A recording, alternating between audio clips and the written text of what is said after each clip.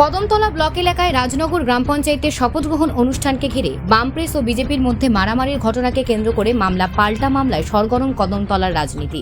ঘটনার দিনে শাসক দল বিজেপি বামগ্রেসের 7 জনের বিরুদ্ধে কদমতলা থানায় মামলা করেছিল এবং এর পরের দিনই ইন্ডিয়া জোটের নেতারা বিজেপির 11 জনের বিরুদ্ধে পাল্টা মামলা করে কদমতলা থানায়। ঘটনার গত 30 আগস্ট দুপুর 1টা নাগাদ এই দিন যথারীতি কদমতলা ব্লক আধিকারিক ও পঞ্চায়েত অফিসারদের উপস্থিতিতে রাজনগর গ্রাম পঞ্চায়েতের শপথ গ্রহণ অনুষ্ঠানের আয়োজন করা হয় রাজনগর কমিউনিটি হলে। যথারীতি অনুষ্ঠান পর্ব সুন্দরভাবে সম্পন্ন হয়। এরপরে সামান্য বিষয়কে কেন্দ্র করে দুপক্ষের মধ্যে প্রথমে বাকবিতণ্ডা শুরু হয় এবং পরে মারামারির ঘটনা সংঘটিত হয়। এতে ঘটনাস্থলে বিজেপির বেশ কয়েকজন কর্মী অল্পবিস্তর আহত হন। পরে মণ্ডল নেতারা খবর পেয়ে তাদের ঘটনাস্থল থেকে উদ্ধার করে। অপরদিকে বামগ্রেস শিবিরেও বেশ কয়েকজন দলীয় কর্মী অল্পবিস্তর আহত হন বলে খবর। তাছাড়া এই ঘটনায় কমিউনিটি হলে চেয়ার টেবিল সহ অন্যান্য আসবাবপত্র ভেঙে চুরমার করা হয়। সরকারি সম্পত্তি নষ্ট হওয়ার এটা কোনোভাবেই মেনে নিতে পারছেন না স্থানীয় সচেতন মহল। এদিকে ঘটনার সঙ্গে সঙ্গে বিজেপি মণ্ডল সভাপতি থেকে শুরু করে মণ্ডল নেতারাও কদমতলা থানা ঘেরাও করে ঘটনায় জড়িতদের গ্রেপ্তারের দাবি জানায়। এই রেশ কাটতে না কাটতেই বিধায়ক ইসলাম উদ্দিন সহ বামগ্রেসের এক ঝাঁক কর্মী সমর্থকেরা থানায় এসে বিক্ষোভে বিজেপির 11 জনের বিরুদ্ধে পাল্টা মামলা করেন। এরই প্রতিবাদে শনিবার সন্ধ্যায় রাজনগর বাজারে সিপিএম কংগ্রেসের কর্মীরা যৌথভাবে বিক্ষোভ প্রতিবাদ কর্মসূচি সংগঠিত করে। বিক্ষোভ মিছিল করে পরে তারা সংবাদ মাধ্যমের মুখোমুখি হয়ে জানান, বিজেপির দুষ্কৃতিকারীরা পরিকল্পিতভাবে পুলিশ প্রশাসনের সামনে হামলা চালিয়েছে, তাই পুলিশ যেন এদের অধিসত্বর গ্রেপ্তার করে আইনের আয়তায় নিয়ে আসে। এদিন তাদের এই বিক্ষোভ কর্মসূচির নেতৃত্বে ছিলেন রাজনগর অঞ্চল সম্পাদক জহরুল হক ও কংগ্রেস নেতা মানিকলাল দাস। তারা জানান, এখনই যদি পুলিশ সঠিক তদন্ত করে দোষীদের গ্রেপ্তার না করে তাহলে রাজ্য নেতাদের উপস্থিতিতে বৃহত্তর আন্দোলন সংগঠিত হবে কদমতলায়। হয়েছে সেটা অনেক নিন্দনীয়, তীব্র ভাষায় নিন্দা জানাই। একটা জিনিস প্রমাণ হয়েছে কালকে রাজনগরে, ইন্ডিয়া মঞ্চ আমাদের রাহুল গান্ধী যে ডরমত এবং আমরা যে সত্যের পথে যে আমরা চলছি সেটা কিন্তু কালকে রাজনগরের মানুষ প্রমাণ করে দেখিয়ে দিয়েছে। আমরা যদি কালকের যে ঘটনা ঘটেছে সেটাতে সম্পূর্ণরূপে বিজেপিরা অতর্কিত হামলা যেভাবে সরকারি সম্পত্তি নষ্ট করেছে, এটার নিন্দা জানানোর ভাষা নেই আমাদের মধ্যে। এভাবে সরকারি সম্পত্তি নষ্ট করেছে তার মানে প্রমাণ হয়ে গেছে ওরা ক্ষমতা চায়। একটা কথাই আছে না, যুগে রক্তের স্বাদ পেলে, তো উপপ্রধান এবং সঞ্জয় পাল দুজনের নেতৃত্বেই কালকের এই ঘটনাটা ঘটেছে। সঞ্জয় পাল সমস্ত কমিউনিটি হলের দরজা জানালা ভাঙচুর করে ইটের আদলা দিয়ে ঢিল মেরেছে এবং এমনকি জানালার একটা পাট দিয়েও ঢিল মেরেছে। এই অবস্থায় আমরা কিন্তু আমাদের কর্মী সমর্থক সবাইকে কিন্তু কন্ট্রোল করার চেষ্টা করেছি।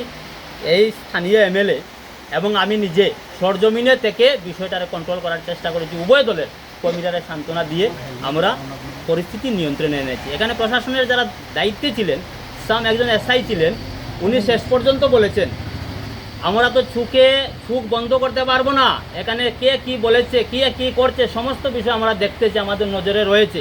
এভাবে কিন্তু ধমক দিয়েছেন উপপ্রধান আব্দুল মোমিনকে। তো এই যে বিষয়টা, এটা কিন্তু সাংঘাতিক নিন্দনীয় এবং তীব্র ধিক্কার জানাই এই বিষয় নিয়ে। হয়েছে সেটা অনেক নিন্দনীয়, তীব্র ভাষায় নিন্দা জানাই। একটা জিনিস প্রমাণ হয়েছে কালকে রাজনগরে, ইন্ডিয়া মঞ্চ আমাদের রাহুল গান্ধী যে ডরমত এবং আমরা যে সত্যের পথে যে আমরা চলছি সেটা কিন্তু কালকে রাজনগরের মানুষ প্রমাণ করে দেখিয়ে দিয়েছে। আমরা যদি কালকের যে ঘটনা ঘটেছে সেটাতে সম্পূর্ণরূপে বিজেপিরা অতর্কিত হামলা যেভাবে সরকারি সম্পত্তি নষ্ট করেছে, এটার নিন্দা জানানোর ভাষা নেই আমাদের মধ্যে। এভাবে সরকারি সম্পত্তি নষ্ট করেছে তার মানে প্রমাণ হয়ে গেছে ওরা ক্ষমতা চায়। একটা কথাই আছে না, যুগে রক্তের স্বাদ পেলে, তো উপপ্রধান এবং সঞ্জয় পাল দুজনের নেতৃত্বেই কালকের এই ঘটনাটা ঘটেছে। সঞ্জয় পাল সমস্ত কমিউনিটি হলের দরজা জানালা ভাঙচুর করে ইটের আদলা দিয়ে ঢিল মেরেছে এবং এমনকি জানালার একটা পাট দিয়েও ঢিল মেরেছে। এই অবস্থায় আমরা কিন্তু আমাদের কর্মী সমর্থক সবাইকে কিন্তু কন্ট্রোল করার চেষ্টা করেছি। এই স্থানীয় এমএলএ এবং আমি নিজে সরজমিনে থেকে বিষয়টারে কন্ট্রোল করার চেষ্টা করেছি। উভয় দলের কর্মীরা সান্ত্বনা দিয়ে আমরা পরিস্থিতি নিয়ন্ত্রণে এনেছি। এখানে প্রশাসনের যারা দায়িত্বে ছিলেন, একজন এসআই ছিলেন, উনি শেষ পর্যন্ত বলেছেন আমরা তো চোখ বন্ধ করতে পারবো না, এখানে কে কি বলেছে, কে কি করছে সমস্ত বিষয় আমরা দেখতেছি, আমাদের নজরে রয়েছে। এভাবে কিন্তু ধমক দিয়েছেন উপপ্রধান আব্দুল মোমিনকে। তো এই যে বিষয়টা, এটা কিন্তু সাংঘাতিক নিন্দনীয় এবং তীব্র ধিক্কার জানাই এই বিষয় নিয়ে। নমস্কার, আমরা গতকালকে 30 আগস্ট আপনারা জানেন আমাদের রাজ্যে 73 পঞ্চায়েত নির্বাচন অনুষ্ঠিত হওয়ার পর কদমতলা আড্ডি ব্লকে যে 19টা গ্রাম পঞ্চায়েতের মধ্যে 4টা গ্রাম পঞ্চায়েত আমাদের বিরোধী দলের দখলে আসে। দুটি একা সংখ্যাগরিষ্ঠতা সিপিআইএম, দুটি সিপিআইএম এবং কংগ্রেস। এই হিসাবে আমাদের রাজনগর গ্রাম পঞ্চায়েত গতকাল সর্বশেষ আমাদের ব্লকের যে শপথ গ্রহণ অনুষ্ঠান কালকেই ছিল 30শে আগস্ট। এর আগে দুটা ডেট ভিডিও কী কারণে চেঞ্জ করেছেন করে সর্বশেষ কালকেই ছিল। তো শপথ গ্রহণ অনুষ্ঠান একটা মহতী অনুষ্ঠান। এই অনুষ্ঠানে আমাদের সিপিআইএমের 2 জন নির্বাচিত সদস্য, কংগ্রেসের 4 জন নির্বাচিত সদস্য এবং বিজেপির 5 জন নির্বাচিত সদস্য শপথ গ্রহণ করেন এবং শপথ গ্রহণের পর প্রধান উপপ্রধান নির্বাচন অনুষ্ঠিত হয়। সেই হিসাবে যিনি প্রিসাইডিং অফিসার ছিলেন উনি তার স্পেশাল একটা মিটিং করেন এবং প্রধান উপপ্রধান নির্বাচন হয়। সেই প্রধান নির্বাচিত হন আমাদের সিপিআইএমের যিনি ছিলেন এবং কংগ্রেসের উপপ্রধান নির্বাচিত হন। প্রধান নির্বাচিত হন আমাদের রুবি রানী দাস, উপপ্রধান নির্বাচিত হন মোহাম্মদ কবির হোসেন। এই নির্বাচন হওয়ার পরেই, প্রধান উপপ্রধান নির্বাচন হওয়ার পরেই আমাদের রাজনগর গ্রাম পঞ্চায়েত এলাকা এবং তারাকপুর গ্রাম পঞ্চায়েত এলাকার কিছু বিজেপির দুষ্কৃতীরা এই হল সভার মধ্যে ছিল, এই অনুষ্ঠানে ছিল।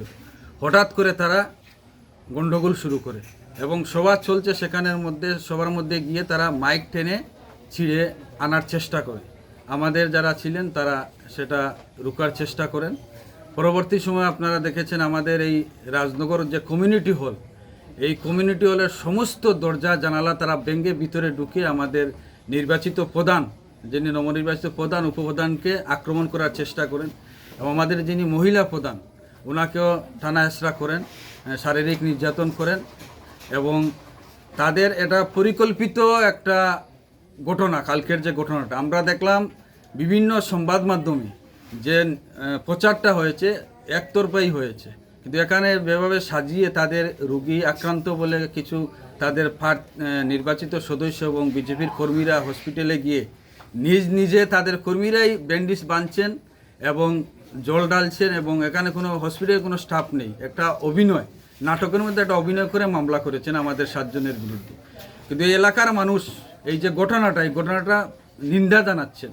এই উপপ্রধান, প্রাক্তন উপপ্রধান আব্দুল মুমিন তার নেতৃত্বে এবং আমাদের এলাকার সমাজদ্রোহী, এলাকার সব মানুষ জানে বেশ কয়েকটা মামলা ওনার বিরুদ্ধে আছে, সঞ্জু পাল, ওনার নেতৃত্বে এই ঘটনাটা ঘটছে। এবং আগের দিন আমাদের অজান্তে, আমরা জানা ছিল না, আগের দিন তাদের লাঠি চোটা প্লেগ লাগিয়ে কিছু বাঁশ, নতুন বাঁশ, যেটা খাসা বাঁশ, দেখলেই আপনারা দেখবেন ভিডিওর মাধ্যমে ভাইরাল হয়েছে, খাসা বাঁশ এর মধ্যে লাঠি বানিয়ে তারা প্লেগ নিয়ে আগেই একটা দোকানের মধ্যে রেখেছিলেন কমিউনিটির পাশে এবং যেভাবে আক্রমণ করেছিলেন। এবং আমাদের এখানের মধ্যে আমাদের যে ঘটনাটা ঘটেছে, এখানের মধ্যে ইট তারা জমা করে রেখেছিল, ইটের ঢিল মেরেছে। আমাদের কয়েকজন কংগ্রেস এবং সিপিএমের কর্মীরা আহত হয়েছেন, আমাদের সদস্যরা আহত হয়েছেন এবং বিশেষ করে এখানের মাইক, যিনি একজন গরিব মানুষ মাইক দিয়েছেন, তার মাইকের ঠুঙ্গা, তাদের মাইক রোপণ থেকে শুরু করে তার ছিঁড়ে এবং মেশিন টিশিন ভেঙে সমস্ত কিছু